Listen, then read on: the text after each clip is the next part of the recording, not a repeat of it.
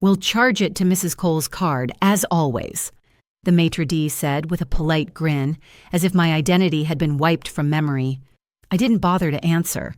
My attention was locked on my daughter, Maya, dressed in silk I hadn't purchased, lifting a $200 glass of Barbaresco and a cheerful toast with Lucas's smirking parents. Around them gleamed lobster tails, truffle risotto, luxury handbags draped over chairbacks, a scene of affluence built on theft. They hadn't spotted me yet, but I had seen everything I needed to. Taking a slow breath, steadying myself like a sailor in rough waters, I leaned toward the maitre d'. "The time?" I asked. He glanced down. 8:51. 9 minutes. That was all I needed. I stepped out of the restaurant and dialed the number I'd saved 2 weeks earlier. Mr. Alvarez answered immediately. "Freeze the emergency card at 9 o'clock, I said. "Not a moment sooner." He hesitated. "Mrs. Reed, are you certain?" "Completely," I replied. 9 minutes. That was how long Maya and Lucas had to keep living their fantasy. 9 minutes left to toast their lies, all paid for by me. I didn't go back inside. I stayed on the sidewalk, watching through the window as though observing strangers in a glass display. They looked impeccable, polished, proud, convinced they'd gotten away with it. That card, my backup card, wasn't meant for indulgence. Not for champagne or designer clothes or entertaining Lucas's smug family like royalty. It was for survival. Rent, groceries, necessities. Maya knew that. She'd sobbed in my arms when I gave it to her after her father's death. "You'll always have something," I'd promised. I never realized that I would become the something in that promise. They were laughing now.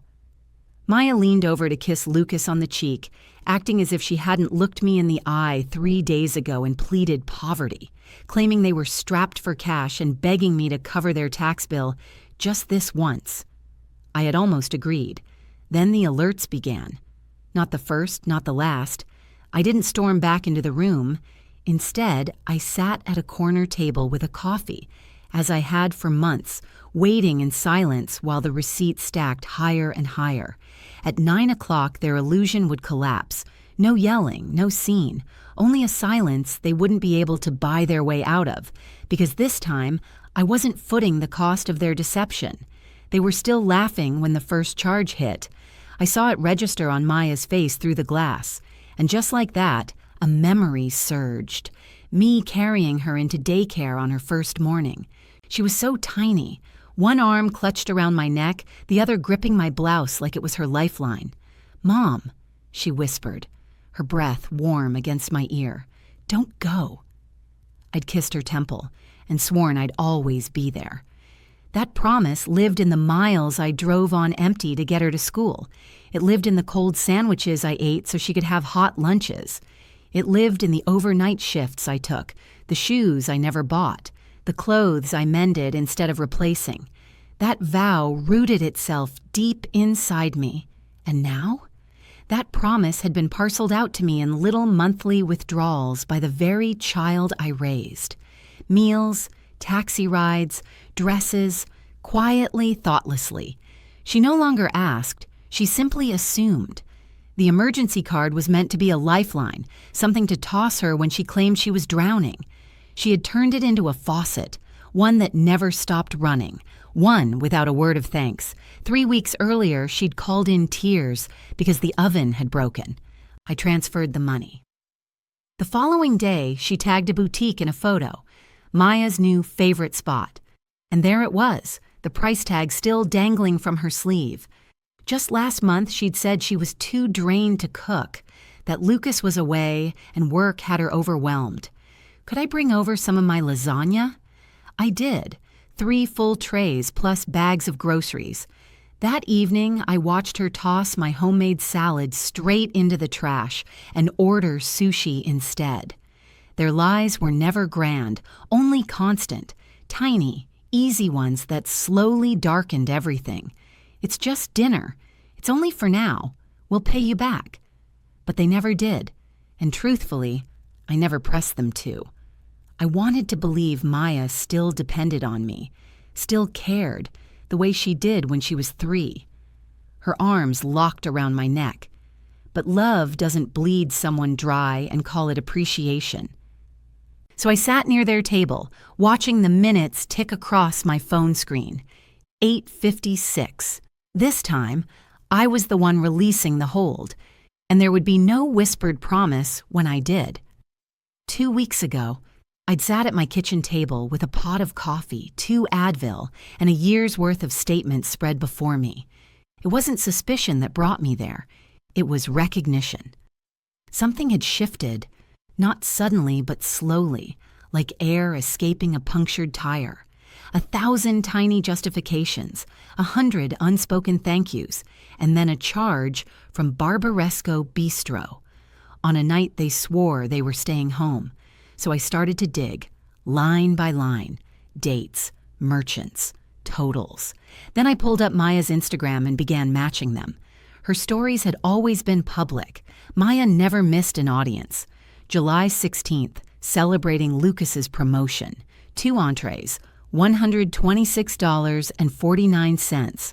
My card. August 3rd, wine tasting day. $488 at Cielo Cellars. Again, me. August 21st, girls' spa day. $291.30 at Lavender Ridge Spa. September 5th, our hearts and bellies are full. $232 at a farm-to-table place I couldn't even pronounce. I printed every statement, marked them, and highlighted each matching charge. When I finished, the total came to $4,208.36 over just 2 months. These weren't mistakes. They weren't emergencies. They were habits, a lifestyle wrapped up as necessity. That was the moment I called Mr. Alvarez. I didn't ask him to close the card right away. I wanted records, surveillance, a flag on any unauthorized use. She's my daughter, I told him, but this isn't right. He listened, quietly, professionally. When I sent the receipts over, I copied myself twice. Tonight wasn't about uncovering the truth. That part was complete. Tonight was about precision. Because I know how Maya works. If I had confronted her alone, she would have wept, claimed it was an accident, blamed Lucas for using the card without telling her, promised they would repay me, maybe even dropped a nostalgic memory to weaken my resolve. Remember the cinnamon rolls on snow days? I've heard every tactic. But she can't spin what happens in public. She can't deny a declined card. She can't rewrite the witnesses. She can't curate her way out of a dinner she didn't fund. That's why, at 8:50, I sat with my cooling coffee, not scheming, waiting. There's a difference.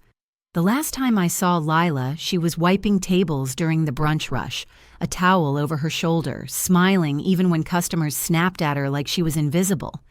Back then, I came here every Sunday after church for eggs and coffee, before my daughter's table stopped feeling like home. Now it was nearly 9. And Lila noticed me first. She caught sight of me near the corner window, raised one eyebrow, and gave a small nod. I didn't wave back. My hand rested lightly on the folder beside my purse, the quiet cue we had arranged. 2 days ago, I had called ahead. I know this is unusual, I'd said, but I think my daughter's been using my card for more than a few meals. And she's coming tonight, isn't she? Lila had replied without pause. I've seen them here a lot lately, she said. Big orders. With a sharper tone, I'd ask Lila for something most people wouldn't expect from a woman my age, the receipts. I'm not trying to shame anyone, I told her. I just need the facts. In writing, she'd gone quiet for a beat before answering. Come by before Friday. I'll have them ready. And she did.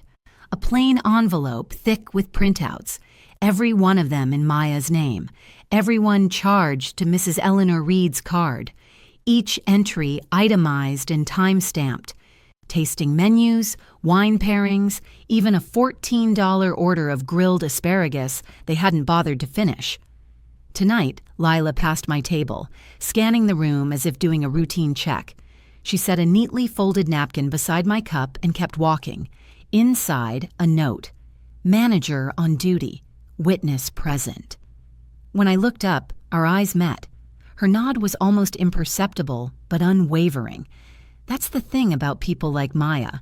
They assume charm and convenience can buy silence. They forget about the quiet women who notice, who serve, who store things away. They forget we talk. They forget we remember. And sometimes, when timing aligns, we pass the truth to one another, discreetly, like a folded napkin slid across a table. It would be simpler to claim this was just about the $4,200. That explanation would make me sound spiteful, maybe small-minded. An old woman finally done paying the tab. Neat, easy to swallow, but it's not that straightforward. The money is only evidence, the paper trail. What I'm truly collecting on is the debt of disrespect, the slow decay of boundaries, the chill that crept into Maya's tone every time she asked for help, as if I owed her something, as if taking from me were a kindness she was granting.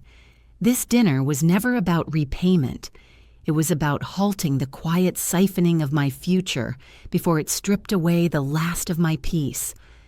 Maya doesn't realize the truth yet, that my savings are far smaller than they appear, that I've already drawn from the retirement account I swore I'd leave untouched until I was truly old, that if things continued as they had, I'd be broke within 5 years. I never meant to shame her. I meant to warn her. But she doesn't hear warnings until they take the shape of consequences. So I had to speak in a language she'd understand, one that carried weight, one that would echo through the room, not to humiliate, not to wound, to halt. Because this isn't a betrayal that demands shouting. It's one that requires precision, the kind of incision a surgeon makes, swift, exact. Because if you don't remove the decay early, it spreads. Tonight has rules. No outbursts, no spectacle, no tears if I can avoid them.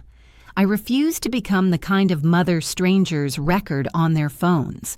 I intend to be the kind of woman who makes people straighten their posture when she walks in.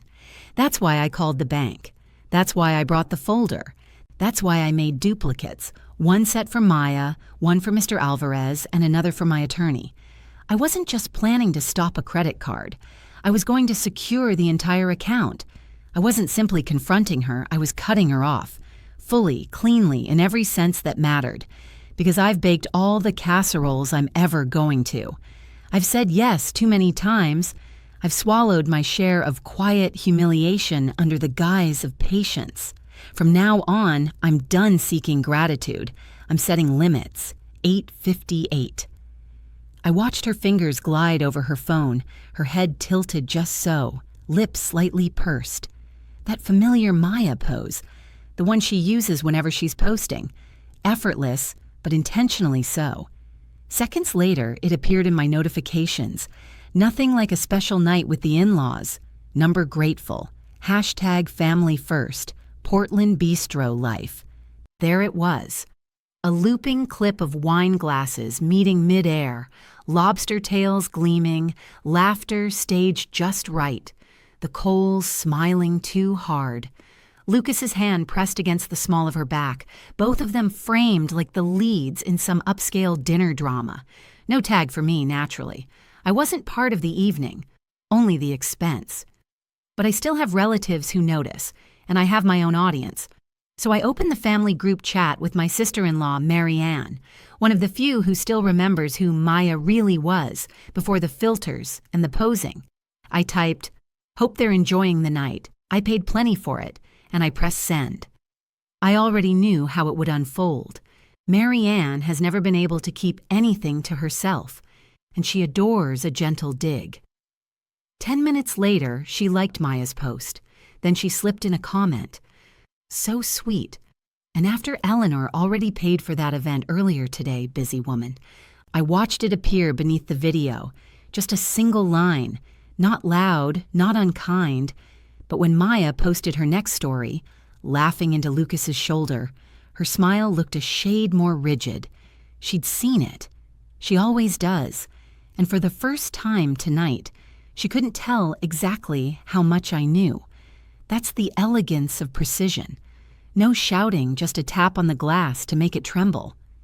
I went back to my coffee, took another sip, still bitter but strangely satisfying, Because this wasn't the explosion. This was the small quake before the shift. I don't need an audience in my corner. I just need her to start questioning whether I'm still playing the part she assigned me. The quiet, thankful mother who should feel honored to be squeezed into a caption. She can layer on as many filters as she wants, but the bills due, and she's holding the wrong card. Before 9 o'clock, every piece was set. The account, the evidence, the witnesses. I hadn't come to catch her. I came to validate what I'd already uncovered. 2 days earlier, I sat at my kitchen table and assembled the case. Receipts from Lila, bank statements, screenshots of Maya's posts, every piece arranged in straight rows like troops on parade. I marked the charges, boutiques, wine bars, weekend getaways, then linked each one to her digital trail.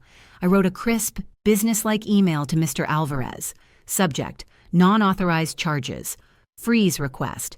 Please see attached documentation of unauthorized use of the emergency card.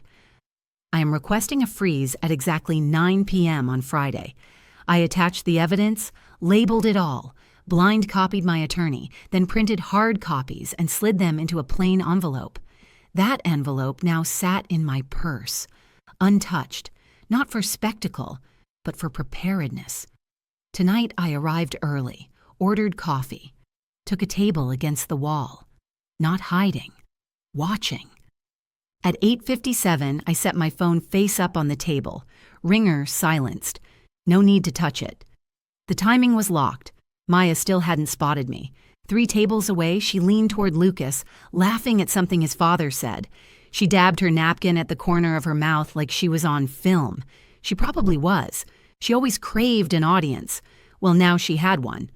Lila drifted past my table, placing a folded napkin beside my cup. Inside, in small, neat handwriting, Marco and I will back your story. Timestamped logs saved. I didn't glance up, just gave a single quiet nod. It's easy for them to assume age makes you invisible. They think we don't grasp prices or credit cards or how to trace a digital footprint. But I've witnessed more betrayals at work and in my own family than Maya's celebrated birthdays. They forget quiet women keep records. And when the time comes, we don't raise our voices. We build a file. I took another sip of coffee. 2 minutes left. No check yet. No crack in her smile yet. But every piece was already moving. And when the lights flickered, when the card failed, I wouldn't utter a sound. The evidence would speak for me. It was almost time. I reached into my purse, pretending to search for my wallet, and my fingers brushed my phone. The screen lit automatically. There it was, the old voicemail pinned at the top. I hadn't meant to open it. My thumb tapped out of habit. Maya's voice filled the speaker, thin and familiar. "I'll be okay, Mom. Don't worry. Thank you again for helping with the rent. I know it's a lot. We'll pay you back when things are better, I promise." I remembered that day vividly. The two of us sitting on the bare floor of her empty living room, sipping tea from mismatched mugs. Lucas had lost his job. They were 3 months behind on everything. Maya's hair was knotted up, dark circles shadowing her eyes. That week, I brought groceries, paid the landlord, even sent flowers to lift her spirits. She cried when she hugged me. That was 5 years ago. Now I watched her through the restaurant glass, draped in silk, fingers glittering with jewelry, smiling like she belonged to a world I'd never seen her earn. And all I could think of was my own kitchen. The fading light, the same corner where her father once stood peeling apples. His photo still on the fridge, the envelope I had slipped into her coat pocket after she'd said, "We'll figure it out." I had believed her promises, and now I was watching her spend every promise she'd ever made. It wasn't about the money. It was about how effortlessly she erased the struggle, how easily I'd been relegated to the background, turned into an endless deposit, a mother recast as a financial safety net. I looked down. The pendant light above the table caught the rim of my teacup, sending a faint shimmer across the folder beside it. The quiet pressed harder than the old voicemail ever had, because I finally saw it. That message I'd saved for years wasn't proof of her conscience. It was proof she once knew the right words to sound remorseful. I slipped the phone back into my purse and folded my hands neatly in my lap. Across the room, the waiter approached their table with the check. 9 o'clock. Perfect timing. The moment hung suspended, sharp and delicate, like the final note of a song, fading into silence. I watched him offer the folio with a courteous nod before stepping away. Maya reached for it, bright smile intact, no flicker of hesitation, no trace of guilt, just the well-practiced rhythm of someone who'd never had to think about what things cost. She didn't even glance at the card before handing it over. I knew that card. My emergency card, the one with its gold trim and my name half rubbed off from wear. Lucas leaned back, flashing a confident grin toward his parents, as if rehearsing the final scene of a show he'd been performing for years. Then my phone vibrated. Maya. Mom? You coming? My stomach tightened. For an instant, I froze, thinking she'd spotted me, or worse, that the waiter might take the card before the freeze registered. But then another alert followed. Instagram. Maya Cole posted a new story. I opened it with one hand, keeping my eyes on her table. A glossy photo filled the screen. A flourless chocolate dessert, spun sugar glittering under warm light, edible flowers arranged like props. Caption: perfect night. Just perfect. She wasn't texting because she'd seen me.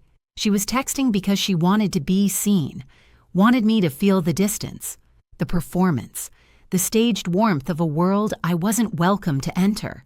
That message wasn't an invitation. It was a line in her script, a reminder that I existed just off stage. And suddenly the panic drained away, because she was still basking in the spotlight, still unaware of the curtain about to fall. 9:01. The waiter lingered by their table, folio in hand. Maya accepted it with the same easy confidence, looking up at him as though she owned the room. Without hesitation, she reached into her clutch and pulled out the emergency card. My card. Her hands moved on instinct, smooth and sure. This wasn't a decision. It was reflex. She didn't even glance at the name embossed on its surface. Lucas, legs crossed, lounged back in his chair and gave the waiter a knowing wink, as if part of some practiced routine. His mother adjusted her silk scarf, already reaching for her handbag, while his father motioned toward the valet. No one flinched. No one paused. This was their rhythm. Familiar. Unexamined. I could feel my heartbeat pressing behind my ribs. Not racing, not panicked. Just deliberate. Like it had been waiting for this exact second. The waiter walked away with the card. Maya lifted her glass and finished her wine as if the world were steady beneath her feet. Across the room, I stirred the melting ice in my water glass, my movements calm, detached, my gaze drifting lazily toward the exit as though preparing to leave. Then I saw it. The moment. The waiter returning, card in hand. Maya's blink was small but sharp, confusion flickering before she could hide it. He bent toward her, speaking softly. Too low for me to catch, but loud enough for the nearby table to overhear. The woman in pearls turned her head slightly, drawn in. Then the waiter straightened and spoke again, louder this time, his tone still measured, polite. "I'm so sorry, ma'am. The card has been declined." The silence that followed was almost clinical. Maya went still. Lucas's brow furrowed. His father's mouth tightened with irritation. His mother tilted her head. Not shocked, not offended, merely intrigued. Maya tried for a laugh, but it snagged halfway out of her throat. She opened her clutch again, not looking for another card, but for an explanation, a story, a patch, something to keep the moment from collapsing. Lucas leaned in, whispered something close to her ear. She shook her head. The waiter stayed where he was, hands clasped neatly in front of him, patient and composed. The neighboring table had stopped pretending to mind their own business. And me? I reached into my purse, not for my wallet, but for the envelope. The thin shuffle of receipts whispered as I drew them out, one edge visible beneath the flap. No scene, no raised voice, Just a measured walk across the floor, truth in hand, as the illusion began to fracture. 9:02. The first decline charge was a crack. The second was the break. Maya tried again. Same card, same practice smile, though this time it trembled, stretched too tight. The waiter stepped away briefly, retried the payment. From my seat, I saw the faint glow of the POS screen as he swiped the card. Declined. Again. He returned, speaking quietly, but I didn't need to hear. Lucas's expression told me everything. The lazy grin gone, posture rigid, hands suddenly still. "It's probably the network," Maya said too loudly, her tone brittle, glancing toward his parents. "Or fraud protection. Sometimes it flags places like this." A line I knew well. I'd used it once myself, 6 years earlier, when I'd forgotten to warn the bank I was traveling. Maya had remembered that story, just not that the fraud alert this time had come directly from me. Across the table, Lucas's mother exhaled, her hand pausing mid-air above her purse. She wasn't angry, she was mortified, and in that quiet pause, the clink of cutlery halted, the laughter gone flat. I saw it. The mask slipping, the performance undone. They weren't refined. They weren't gracious hosts. They weren't the golden couple everyone was meant to admire. They were exposed. I rose slowly, taking the envelope in hand. No haste, no fury, just steadiness, deliberate, composed, as if I were handing over a receipt, which in a way I was. A few diners glanced up. The nearby table had stopped the pretense of conversation altogether. When I reached their table, Maya finally lifted her gaze. Her mouth parted, but no sound came. She didn't need to hear anything from me. I set the envelope gently on the pristine tablecloth, sliding it toward her until it sat perfectly aligned with her plate. I tapped the top once, a quiet signal. Read it. All of it. Her hand trembled as she drew it closer, opening the flap just as the waiter returned. "Would you like to use another card?" he asked, his tone neutral, eyes fixed somewhere above the tension. Lucas scrambled for his wallet. His father turned aside, jaw tight. His mother pressed her napkin to her lips, her expression blank, not shocked, not indignant, just resigned, as though she'd expected this outcome all along. I pivoted before Maya could lift her head again. There was nothing left to add. The documents would say everything I no longer needed to. She didn't open it right away. She held the envelope as if it were something volatile, something dangerous, as though part of her still wished it might be a tender note or a belated gesture of affection she could charm her way through. But then she unfolded the first page. Her eyes began to move, and I saw the exact moment she realized what it was. Then the second page, and the third. Her hands began to shake. At the top, in plain black type, the words I'd written stared back at her. Non-authorized charges. $4,208.36, last 60 days. Transactions under review. Emergency card revoked. Documentation on file. No bold text. No color, no emphasis, just a clean list, dates, places, totals, and the unspoken quiet between them. Lucas leaned closer to peek, but Maya pulled the pages toward her chest, clutching them like a child caught peeking at an exam. "Mom," she began, voice breaking on the word, but I didn't stop. I didn't respond. I didn't even blink. I hadn't come to argue the facts. I'd come to hand them over. To let the proof do what my words never could. Let them sit with it, line after line of luxuries they hadn't earned. No emotion, just arithmetic. I watched the change in Lucas's expression, confusion giving way to something sharper, more deliberate. His gaze flicked from total to total, hand hovering near his jacket pocket as though reaching for a solution that didn't exist. He was calculating, running numbers. That's when I understood. Maya hadn't done this alone. She was the front, the name on the post, the smile in the photo. But Lucas had been right there with her, swiping the same card, living the same illusion. They'd shared the wine. They'd taken the trips. And now they shared the debt. The real kind, the kind that doesn't vanish when the night ends. Behind them, his parents sat perfectly still. No defense, no protest. Lucas's mother met my eyes and gave the faintest nod. Not sympathy, not approval, just acknowledgement, recognition. Maya tried one last time, her voice barely above a whisper, her face flushed. "Why are you doing this here?" I met her gaze without flinching. "Because here," I said evenly, "is where you spent it." Then I turned, one smooth pivot. No theatrics, no lingering look back. The restaurant didn't explode into whispers or gasps. It didn't have to. The documents had already spoken. They'd revealed everything I couldn't say aloud, that I'd been financing a life I was never invited to join. Now the credit was gone, the illusion stripped away. The truth lay right there on the linen, undeniable, unpaid for. For the first time, they couldn't just walk away from the bill. My phone buzzed in my hand. Mr. Alvarez, text message, fraud report acknowledged. Card frozen at 9 p.m. as requested. Review pending. Authorized user removed from the account. I didn't need to show her. She already knew. Because this wasn't just a cutoff, it was accountability. "Maya," I said, still standing, my voice calm, deliberate. "You're no longer on the account. The bank will contact you regarding restitution for the unauthorized charges. That part isn't my decision." Her mouth opened, but no sound came. She blinked rapidly, her face tightening as though she could blink her way out of it.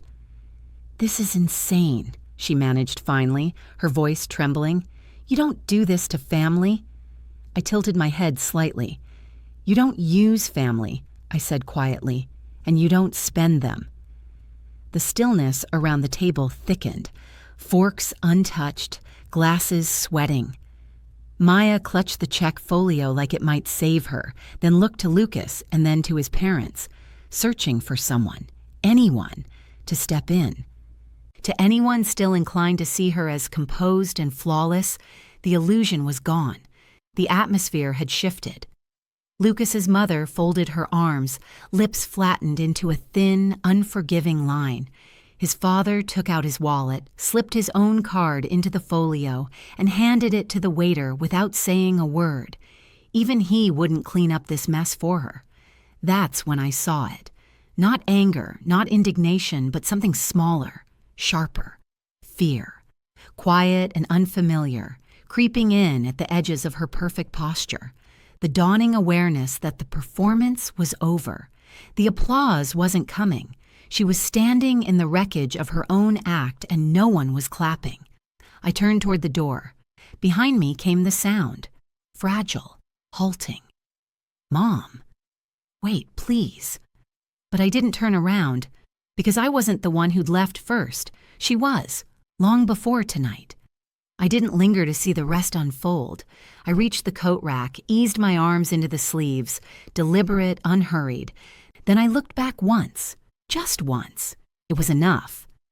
Maya sat motionless, words caught in her throat, the printed pages scattered across her plate like shards of glass.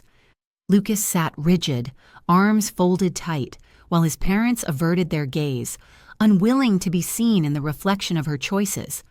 But it wasn't the silence that caught me. It was the sound that followed. A quiet voice rising from the far side of the room, cutting clean through the still air. "Are you kidding, Maya?" Every head turned. Lucas's younger sister, the one who'd been nearly invisible all evening, was standing just behind their table. I hadn't even noticed her come in. She was slight, fair-skinned, dressed plainly. No designer labels, no gloss. But her voice cut clean through the air. "I told you not to drag her into this again," she said. "You promised." Maya froze, eyes wide. "Jess, what are you even—" Jess didn't let her finish. "I was at Mom's last month when you called Eleanor about the broken oven. You were wearing new boots, drinking sparkling water like it was champagne." Then she turned to Lucas. "And you said you were working late that night, while you two were in Cannon Beach." Her tone didn't rise. There was no theatrics in it, just exhaustion, finality. "I'm not covering for you," Jess said flatly. "Not tonight." Not ever again, Lucas's mother murmured something low enough that I couldn't make it out, but it was enough to make him flinch, and enough to make Maya shrink in on herself, folding small, delicate, defeated, like a napkin being cleared from the table. The rest I learned the next morning when Marianne texted me. Lucas's parents had refused to pay the bill, said if their son couldn't manage his own marriage, they weren't about to finance it. Jess had quietly settled her own portion, then walked out. Maya and Lucas were left scrambling. No spare card, no emergency funds, no lifeline. The bank wouldn't lift the freeze, and Mr. Alvarez had already marked the charges for review. If they didn't make restitution, every vendor would be notified, including the hotel. By Monday, the spa and that boutique where she'd modeled a faux leather trench like it was a designer label had gone silent on her feed. No stories, no snapshots. The quiet spoke louder than any staged post ever could. I didn't feel victorious. Instead, there was a clarity about it. This wasn't about getting even. It was the first time in a long while I allowed her to experience the actual consequences of her spending, without me stepping in to pick up the tab. She'd believed family equaled an endless safety net. I realized I had never been the net. I was the backbone, and I stopped folding. I didn't involve the police, not over the dinner, not over the card. That would have handed Maya a narrative she could sob into. My mother had me arrested, she'd say, and someone would be inclined to believe her. I opted for a different, sharper measure: control. That Monday, I removed her from every account she still had access to. Not merely the emergency card, everything. I revoked the backup logins for utility autopay, cut her leniency on the rainy day CD, and stripped that overlooked line on the mortgage. Where her name had once existed for convenience, it was gone. I called Mr. Alvarez myself and demanded full paperwork. I asked for a complete bundle. Every charge she'd made, organized, itemized, and marked as pending review. If she tried to rewrite the story, she'd be up against a paper trail in a corporate fraud unit that doesn't do sentiment. The final twist? I called 2 vendors, the boutique and the spa. I contacted both. Calmly, professionally, I explained that those charges might be contested. "I can't guarantee they'll clear," I said evenly. "You may want to collect from the customer directly." That left the couple with 2 options: settle their debts themselves or face the vendors head on. By Sunday, I hadn't heard a word, no apology, no justification, and that was perfectly fine, because a week later, something better arrived. Not a text from Maya, a small envelope in the mail. Inside was a handwritten note from Lucas's grandmother. "I saw what you did. I'm sorry it came to this, but it needed to. We raised them softer than we should have. Your strength reminded me what family truly means. No check enclosed, no excuses, just a few pressed flowers from her garden between 2 index cards, and they were worth more than any repayment could ever be." Old Woman Narrator 23.08 Govarit. Thank you for listening to the very end. Do you think family loyalty should have limits? Or does love excuse everything? Share your thoughts in the comments and tell us where you're watching from.